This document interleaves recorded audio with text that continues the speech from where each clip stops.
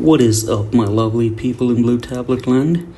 So for today's illustration, guys, I'm going to be drawing y'all this nice colorful little scarecrow. If that's something you'd like to follow along, stick around and let's get started. So I'm going to start out by drawing this little circular shape that's going to represent his eye. And then I'm going to do another smaller circle on the inside. So it almost kind of looks like a little button. Because when you look at scarecrows, I mean, they're kind of all jaggedy and all ripped up and made of old clothes. And some of them are made of these burlap sack kind of materials. So I figured, wanted it not to be perfect looking, but just kind of like as if it has been weathered for a little while. Then I kind of gave these little tape looking things to show that his mouth is kind of been taped in place. And actually kind of more like it looks like as if it was ripped and there was like just stitches and band-aid to kind of hold it in place. So it kind of adds to that whole Halloween kind of theme. When I was making the list of all the different things that I'd want to draw for this whole 31 days of Halloween, the scarecrow was definitely not one of my things that I wanted to draw. But it was kind of cool in the aspect that I've never ever drawn a scarecrow before. So I figured making it part of this playlist would be cool. Because now that I think about it, I remember an old movie that I'd watched probably back in 2001, I want to say, is when it came out. It was the very famous movie now called Jeepers Creepers. And that movie was kind of really cool in the aspect is because when would you actually think of a scarecrow coming alive or something that looks like a scarecrow coming alive in a field and just kind of chasing you and kind of trying to come after you, like the whole storyline was, if I remember it correctly, was these two little boys playing in a field, and then I think they must have been playing catch or something. And then one boy throws the ball and it kind of goes a little bit deeper into the field. And then I think what ends up happening is he goes to retrieve the ball. And then when his older brother is kind of looking for him, he kind of calls out to him and the whole horror movie scene kind of setting in where he's not answering him. And then suddenly out of nowhere, his brother is just kind of taken up into the sky with this creature, and then he kind of just is left screaming in in terror as to what happened to him. And then the next thing they show his dad coming running out, and that's kind of how the whole movie starts. When it comes to Halloween movies or anything to deal with Halloween, I've always enjoyed that part of the year.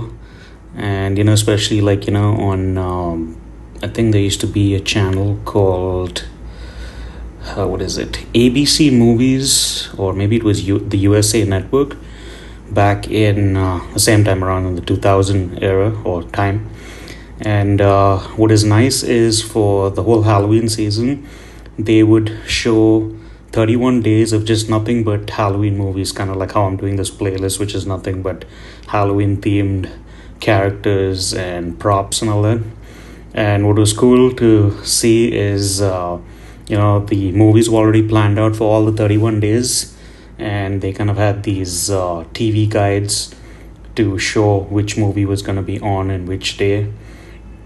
And the thing what I enjoy most about these movies is just the special effects, and how all these characters, whether it be the Jeepers Creeper one in this movie, Chucky in Child's Play 1, 2 and 3, and then Edward Scissorhands, and there's so many others. I mean, I can't really think of it right off the bat right now, but I just enjoy the whole storytelling and how these people in Hollywood kind of bring all these characters to life. I mean, yeah, in real, that these are all just make-believe. But, when you talk about the special mechanisms that go into making these characters kind of come alive on scene for the actual movie, or the actors and the stunt guys that play the roles of these characters. It's kind of cool to think how all of it all just has to come together beautifully to make a story that's believable, something that's there for everybody, to frighten some people, to enjoy the storyline, and just everything in general. I think Hollywood definitely has got that trait down, or that skill down, to make good movies. And especially when it comes to movies like this, with like the special effects and like making things look real that are not really real. So yeah, so coming back to our little Scarecrow, kind of wanted to give him this kind of like a weathered down t-shirt look, and gave him this t-shirt. It almost looks like as if the t-shirt was actually dipped in some sort of starch fabric or liquid, because when you look at them, they're always very stiff, and then you have the hay coming out of them, which is kind of like adds to that whole rustic look of them. This over here kind of reminded me of French fries for some reason, and I don't know why I was thinking French fry thoughts, but it's supposed to be hay. And then I kind of gave the t-shirt that ripped like a kind of look at the bottom, almost like as if it was just torn apart. And just following the lines. And these guidelines are actually, the rough sketch is just not something that I usually follow exactly as it is. It's just as a guide to show me how big the character is actually going to be in proportion on the page, so that way it comes for the most part in frame. So when you guys are actually looking at the video after it plays back, for the most part you can understand what's kind of going on. So then I kind of gave him these stitched on patches, which was kind of my personal touch to make it look like there's been some sort of haphazard stitching job done to kind of make this Scarecrow look more weathered, and just to add to that whole look and feel that he's been there in that field or wherever he was for a long time. So I just wanted to say thanks to all of my followers and any new people that might be watching and following along. I really do appreciate it, and hope you all enjoy this 31 days of Halloween. And just wanted to say that, just throw that out there. So here we have the final line art, and now for the actual shading, what I'm going to do is turn down the background to like this grayish color, so it kind of has a nice contrast. I'm going to try kind of like almost like a beigeish color for his face, and then kind of like a cream color for these band-aids and that shine in his eye. Maybe some light green for some tape for his mouth. And the whole point is I just wanted to make the Scarecrow kind of have like that nice vibrant colors, or so it doesn't look like too dull. So I kind of chose orange for his hat, and that little patch, like a little different shade of like a yellowish orange, and then this shade of like yellow for the actual hair. You can pretty much use any colors that you want. It doesn't have to be exactly what I'm using over here.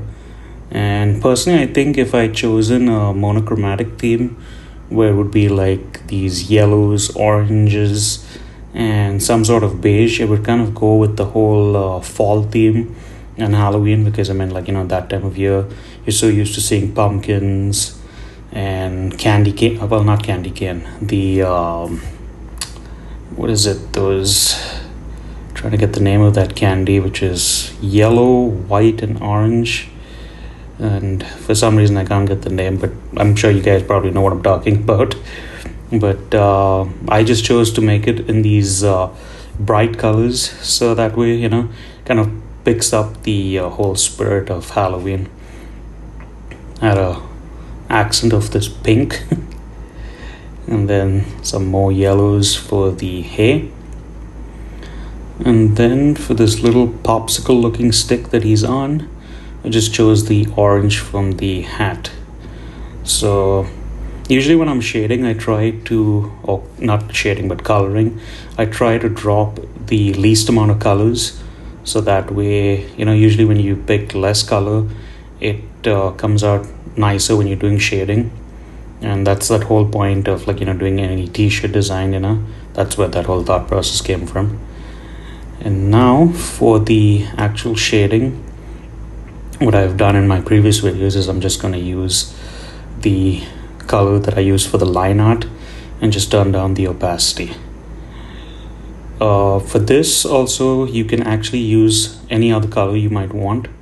You could use a red, you could use a purple, you could use a blue, and just play around with it, because there's no correct way to shade something or highlights, or even to do highlights. That's what I meant.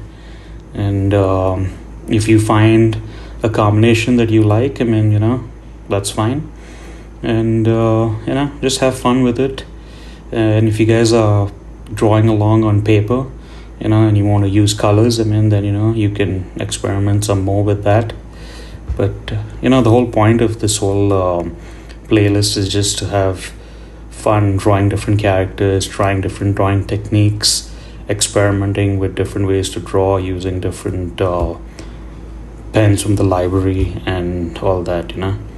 So Procreate has got a whole ton of brushes that you can use for an illustration. It's amazing how many. You can use as little as 1 or 2 brushes for an illustration, and I'm sure you can go as much as 10 to 12 brushes per illustration. It really depends on what is it that you're actually drawing. So when I decided to make this 31 days of Halloween drawings for this playlist, this was not something that I just thought about randomly and just said let me go ahead and wing it and go ahead and do it. And the thought process behind that was, actually the idea was kind of got from looking at other artists that have done similar things over the years. And one particular artist said something that kind of made a whole lot of sense, and it goes like this, it's if you're making art, or not making art but creating art, you don't always know who your end recipient's gonna be, especially if you're looking to monetize your art.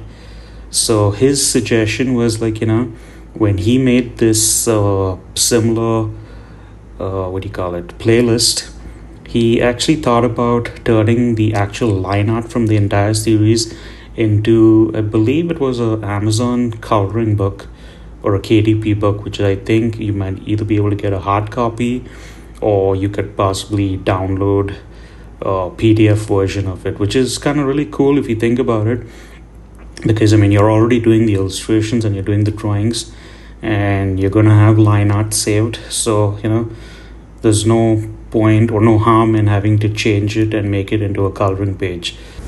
On my other channel, Blue Cranium, I actually went ahead and actually did make a coloring book on Amazon. And what I did was I just reused the line art that I had done for some previous illustrations and actually followed a tutorial from another YouTuber, which is actually the same one, to make I think was it a 25 or 30 page coloring book. And the way I went about it was kind of wrong, because in order to get started on Amazon KDP, I think you initially have to get an advertising budget in place and kind of advertise your book, so that way it ends up showing on the Amazon KDP first page, because I think that's the main thing about getting sales. So it's the making the book is not the hard part. It is actually trying to figure out what would be the best way to market it. And once you do market it and actually do make a sale, the hope is that people out there that are looking for a coloring book find what they're looking for in your book, so that way if they have a good experience, they'll just want to come back and see what is it that you might have to offer at a later time. Nowadays, with all the platforms that we have accessible to us, whether it be YouTube, Facebook or Instagram, it's kind of cool and the aspect that you have to pay nothing to get onto these platforms. It's all free. You just have to make yourself an account and then keep uploading and seeing what your followers and viewers are liking or enjoying, and then just keep making more of it. And you know, this option, I don't think was even there maybe 20 plus years ago when there was no YouTube or Facebook, because I think the only option back then would have been to actually make a hard copy of the actual coloring pages and maybe distribute it or give it to like a friend who's a teacher and see if the children in our class would like it. Or I'm trying to think if there was any other way. And I think, yeah, the other old-fashioned way, it would have been the traditional teaching route, which would be you would have a classroom or a designated area where you could teach like a little class, maybe a 10 or 20 or 30 children or adults or something, how to draw and because I'm trying to remember now, back when I was growing up, there used to be a guy that used to have art classes, and I don't know if he was an actual teacher or this was just something he did as a side hustle, but there were classes, for other subjects, whether it be math or science. So I guess art is just something extra, like an extracurricular activity. And, when I was growing up, art is not something that was really encouraged. Most people used to always think art is something that you just do for fun to pass your time. But if you've got skills and the ability to teach children or anybody for that matter, I think it's a good way to use your skill to monetize your art and possibly make something on the back end. So you can possibly use that to, maybe buy yourself a new tablet or maybe buy some new art supplies. So it's not like you're kind of doing it just for the money. You're kind of doing it so you can upgrade things that you do need to produce the art. Like for me, I've always wanted to do acrylic painting, but with my current living situation, I don't have the space to actually keep any originals. Gosh, I can't speak. And I think that's why I kind of stick to digital art. The only things that I have done traditionally is in my sketchbooks, and it's just basically just using pigment markers and maybe some ballpoint pens, but nothing bigger than a regular drawing book. The best part about doing these illustrations has definitely been the coloring part, and doing it digitally is cool because there's so many things that you can do when it comes to digital coloring. You can add texture, you can change up the hue and saturation, and that's something that you can't really do with traditional art. So I think besides having to just make these drawings and trying to explain to you guys my thought process and having you all learn something in between, I think it's more like a zen out session for me. And hopefully you guys drawing along kind of enjoy yourselves too and make your very own cool drawings. But drawing, as I said, and I've always said, this has always been something that I love doing. And when you do something you love, it always is something that you can do for hours on end without having to stop, unless you actually have to. So for this part over here, for the highlights, I tried the white shade as an option, and you can clearly tell it's not completely visible. It's got like a very soft look to it. So that's something that I said in other videos. It's something that you can always use it as a trial and error, and try different colors. The shading is definitely something that or not shading, I'm sorry, the highlights is definitely something that you gotta try time and time again to perfect it. And it's the difference between making an illustration really pop and look like that. It's got that nice electric look to it, as opposed to making it look just flat and kind of boring. Like now here, the white kind of looks good on that patch, and even on the orange over here.